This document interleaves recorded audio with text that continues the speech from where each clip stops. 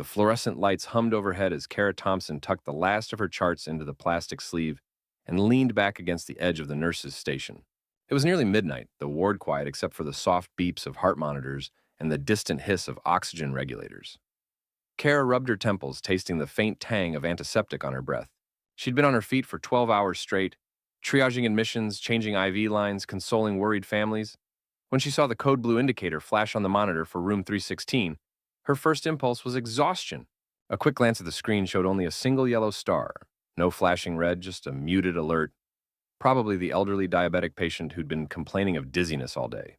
They always threw a low-grade panic for a spilled breakfast tray or a confused step from the bed. Kara sighed and reached for her pen, jotting a note to ask the orderly to check in on Mrs. Nguyen when she rounded that wing. She tapped her badge to dismiss the alarm, assuming someone else would quietly handle it. She didn't hear the gasp behind her, the thud of hurried footsteps on vinyl. She barely registered the hushed voices rushing past, until the closed door of room 316 burst open, and the orderly leaned out, eyes wide with alarm. "Nurse Thompson," he snapped. "You need to come. Now!" Kara's shoulders slumped. She straightened, smoothing the front of her scrub top, and followed him through the double doors into a room bathed in the dim glow of a single bedside lamp. The sight in front of her knotted her stomach. A middle-aged man lay pallid on the bed, chest heaving in ragged spasms, his IV line frosted with sweat, and monitors shrieked in angry red. Kara swallowed hard and slipped on gloves. "Clear the airway," she ordered, voice steadying. The orderly held the oxygen mask in place as Kara knelt, pressing 2 fingers against the man's carotid pulse, finding nothing but silence. She lifted the blanket to place her hands on his chest, ready to deliver compressions. When he stirred, coughing, a tortured, rasping sound that sent a jolt through her. "Kara!" The voice was hoarse yet unmistakable. Kara froze. She stared down at the man's face framed by graying curls, the same bright green eyes that had once peered into hers across a nursing lecture hall, offering patient encouragement when her confidence wavered. Dr. William Ross, her mentor, her friend, lay before her in crisis, and she had almost left him to a routine fall risk. "Dr. Ross," she whispered, shock and guilt colliding. Her hands trembled as she repositioned them for chest compressions, mind racing through each taught protocol and every lecture he had ever given. She had learned empathy at his side, the gentle art of bedside manner, the unwavering commitment to every life under her care. Now she was the one carrying the weight of his life in her arms. Gasping for oxygen, he clutched at her wrist. "Kara, why?" His voice broke on the word, but Kara knew what he meant. Why hadn't she come the instant she saw the alarm? How had she become so jaded, so exhausted, that she dismissed the call for help without a second thought? Tears blurred her vision as she pressed down 1, 2, 3, 4. Her shoulders locked, arms driving into his chest in time with her quick, controlled rhythm. She called for the crash cart and epinephrine, her voice echoing in the small room as alarms multiplied. The orderly cleared the path, sliding in with the defibrillator paddles and medication tray. Kara barked orders with a clarity that surprised even her. "Sync at 200 joules, charging, clear." The paddles snapped to his bare skin and a jolt coursed through the bed. The monitors flatlined, then flickered, then leapt back to a faint, uneven beat. Kara pressed again, this time with everything she had, counting under her breath, willing the numbers on the screen to climb into the green. "Doctor." Ross's chest rose on the 10th compression, his hand grasping hers in a tremor of life reclaimed. He coughed again, spitting a wisp of saliva onto the sheets. Kara released him, leaning back as a wave of relief and horror washed over her. She pressed a hand to her chest, her breath coming in ragged gulps. She locked eyes with the orderly, voice unsteady. "Call his wife. Tell her he's stable, but—" She couldn't finish. Her mentor's life, once a beacon of guidance, had slipped through her momentary inattention. As paramedics arrived, shifting Dr. Ross onto a stretcher and whisking him toward the intensive care elevator, Kara felt every eye on her. Nurses who knew her as the fastest chart finisher, the calm voice on the night shift, the one who always had time for patients. Now they saw the nurse who almost ignored the alarm, who almost lost her mentor to routine complacency. In the empty corridor afterward, Kara leaned against the cool wall, gloves still on her hands, the sticky scent of antiseptic clinging to her. She traced the faint reflection of her eyes in the glossy floor, eyes wide with shock, rimmed in tears. The code blue alarm had sounded for a reason. Today she had answered in time. But the lesson would echo in her mind for years. Every call for help must be met with immediacy. Every patient deserving of her full attention, especially those who once poured their wisdom into her. Her hand shook as she peeled off her gloves, quietly vowing that she would never again let herself become too tired, too distracted to answer the call. The day after the code blew, the hospital corridors felt smaller, as if every nurse, doctor, and aide were circulating through the same narrow tube of oxygen and tension. Elena moved with purpose now, her gloves snapping into place the moment she entered a patient room. Each alarm, no matter how routine, jolted her senses into keen awareness. She had spent the night poring over Dr. Ross's chart in the ICU, his heart rate still erratic, lungs struggling beneath the ventilator, neurological scans pending. She arrived at 6:45 a.m., just as the early shift nurses were pouring coffee and slipping on their name badges, and stationed herself at his bedside. The monitor's steady beep was a lullaby of diligence, but every flatline scare made her heart seize.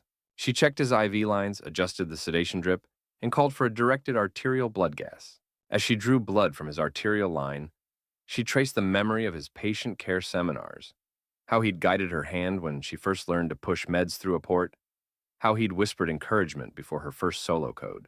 Now, her own hands, steady and certain, delivered the very protocol he had taught her. Protect the airway, secure the line, titrate the pressors. Every puncture, every dose was an homage to years of mentorship. By mid-morning, the ICU conference area was crowded with consultants. A pulmonologist reviewed the ventilator settings, muttering about plateau pressures. A cardiologist flipped through the EKG strips, eyebrows knitting. Elena stood at the edge of the huddle, answering questions with crisp clarity and the confidence of lived experience. When someone suggested a slight change in sedation to test neurological response, she agreed, and her voice carried a quiet authority that demanded respect. The room's dynamic shifted. No one questioned her competence. They were accustomed to seeing her at the periphery, but here at the center of the crisis, Elena had become the pulse they relied on. Late that afternoon, she slipped out for a brief respite in the staff lounge. The hum of the vending machines felt like static in her head. A fellow nurse approached, offering a sympathetic smile and a stale granola bar. "You saved her," the nurse said softly. "She's a legend." Elena nodded, gratitude and exhaustion mingling in her expression. "I just did my job," she replied, though she knew it was more than that. She replayed the moment Dr. Ross had coughed back to life, his eyes meeting hers with surprise and relief. That cough had been a lifeline, a sign that her mentor's heart was still beating, that her own choices had made the difference between life and its end. Back in Dr. Ross's room, the evening shadows stretched long across the floor. Elena adjusted the headboard, ensuring his tube was secure, then drew the curtain and sank into the visitor's chair. She allowed herself a moment of vulnerability, tears itching her eyelids as she remembered his easy smile when she'd first donned her nursing cap. She reached out to tuck a stray strand of Medic Alert bracelet beneath his palm. The ventilator hissed in measured inhales, and Elena whispered a promise. "I will never ignore an alarm again." The night shift arrived with a fresh rotation of nurses, and Elena briefed them meticulously. Dr. Ross's sedation goal, his target oxygen saturation, the plan for gradual weaning. She reminded them of every nuance. Then she slipped away, heading toward the hospital chapel, wanting to offer silent thanks for a second chance, both for her mentor and for herself. In the dim candlelit stillness, she closed her eyes and let the tears flow freely, each one a release of guilt and a vow renewed. When she returned to the ward before dawn, the day's first nurse had just drawn fresh blood from Dr. Ross's line. The ABG values were better than expected, a hint of improvement that tore a relieved smile from even the seasoned ICU director. Elena slipped into her gloves and gave a thumbs up, her badge catching the fluorescent light. Dr.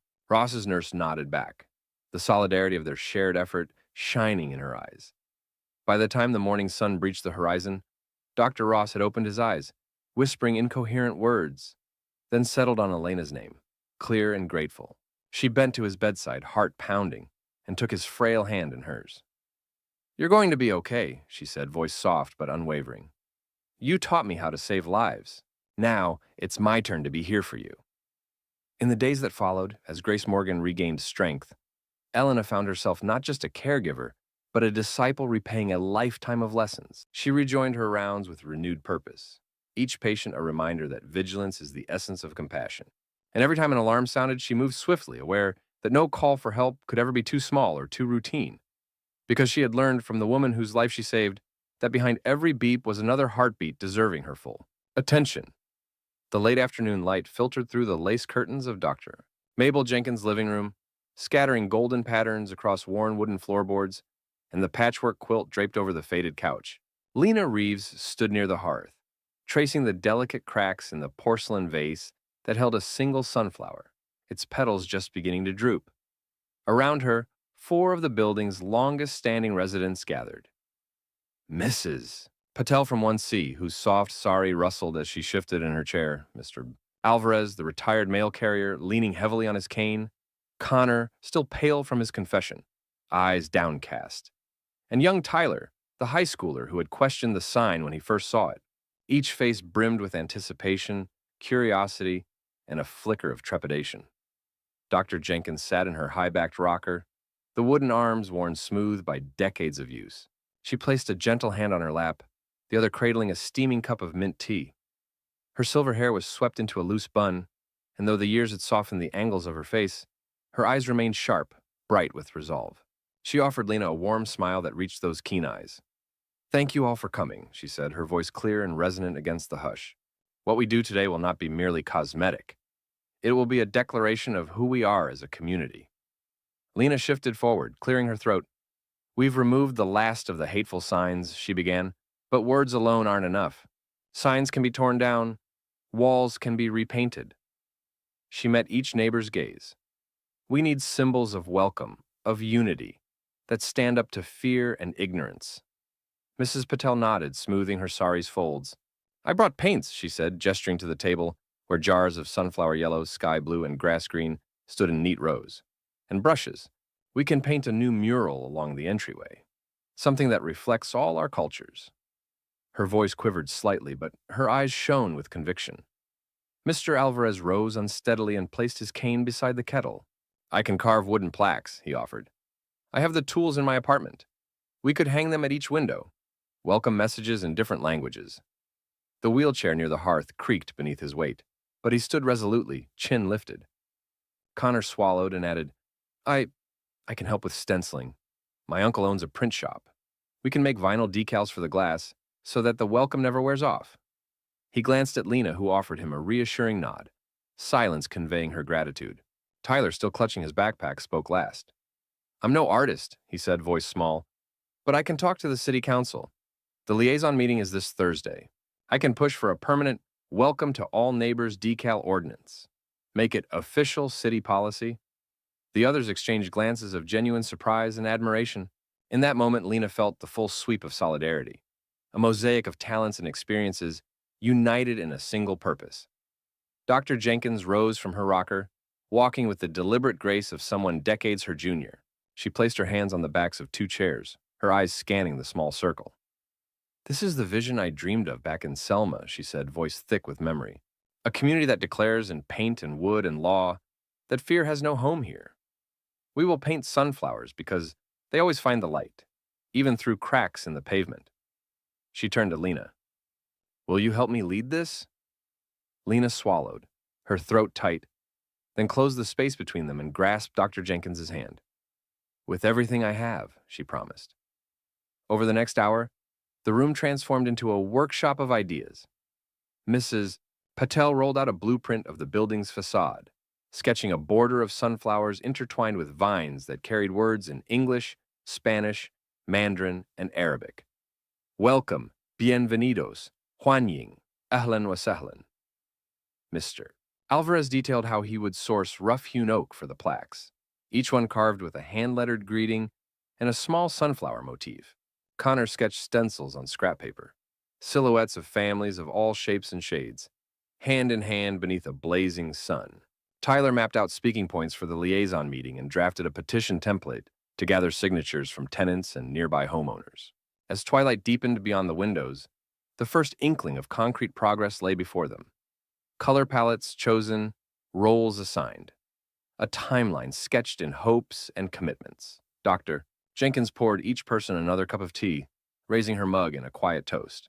To building a home, she said, not just for ourselves, but for every soul who crosses this threshold. They scattered to gather supplies and ready their arguments for the city. Lena collected the paint cans and brushes, feeling their weight like promise. Mrs. Patel folded the blueprint and tucked it into her scarf. Mr. Alvarez clutched his carving tools, already planning his cuts. Connor slipped the stencils into his satchel, and Tyler closed his notebook with a determined snap. Outside, the street grew still under the night sky, but inside Dr. Jenkins's apartment, the energy crackled with possibility. A coalition of neighbors who had chosen action over apathy, symbols over silence, welcome over hate.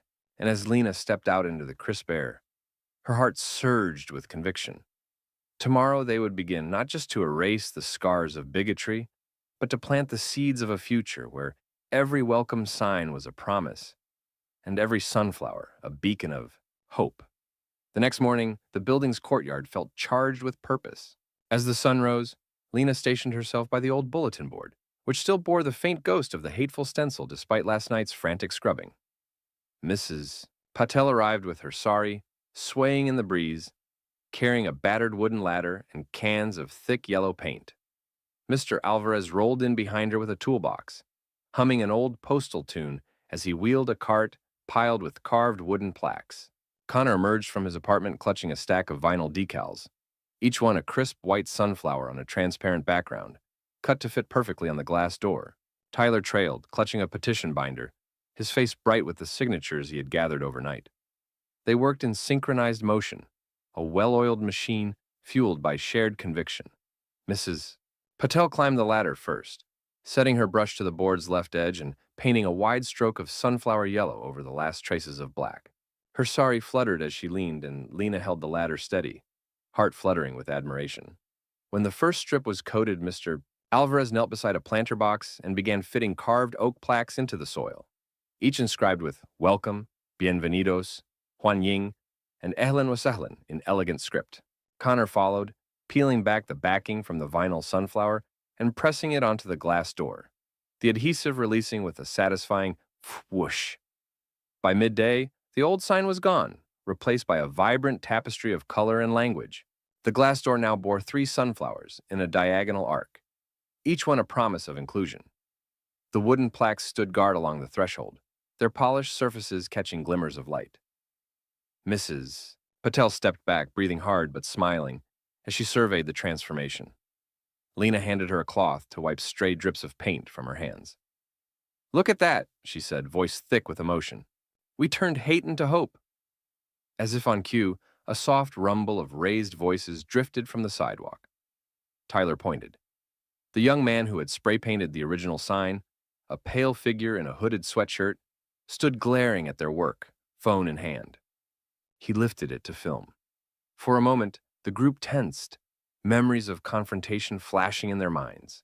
But before he could press record, Lena stepped forward, paintbrush clasped firmly in her hand. "You've got a lot to say," she called, voice carrying without anger but with unshakable confidence.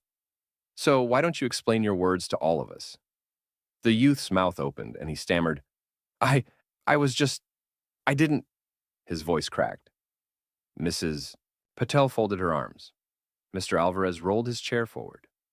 Connor approached with a gentle nod, gesturing to the sunflowers. "Do you see these flowers?" he asked.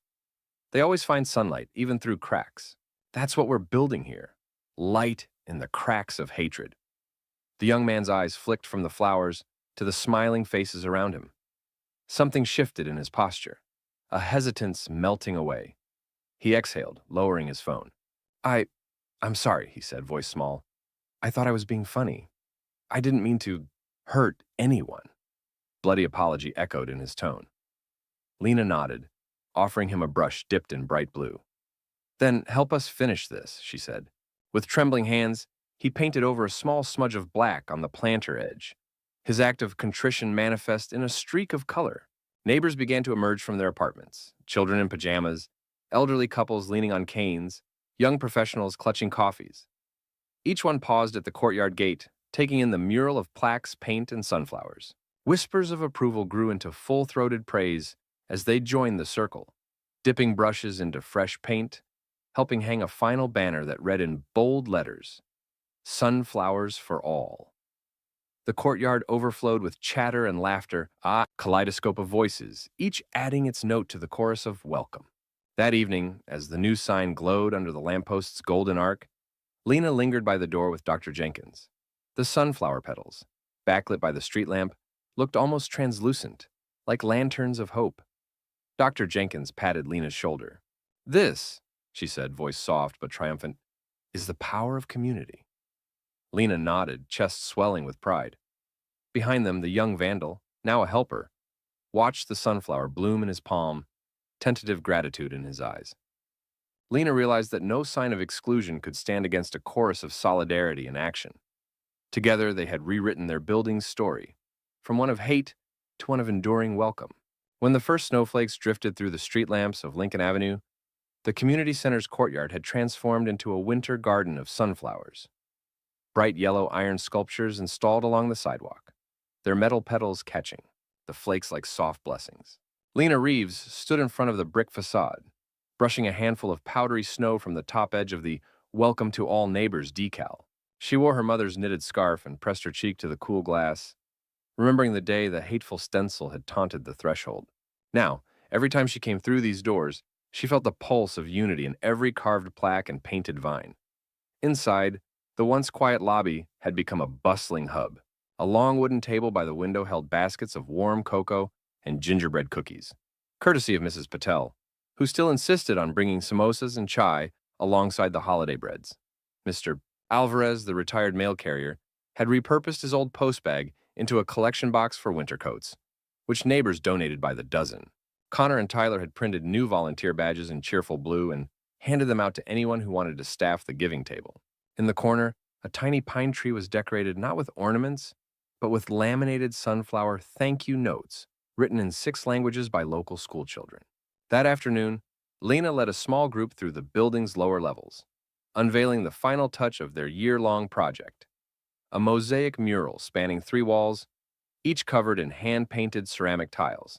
On the first panel, artists from the Youth Council had rendered a riot of faces, old, young, every shade of human skin, reaching toward a single, enormous sunflower, whose golden petals arched overhead like a protective canopy. The center panel depicted the lion heart of Dr. Mabel Jenkins, her silver hair woven into the stalk of the flower, her resolute gaze carved into stone.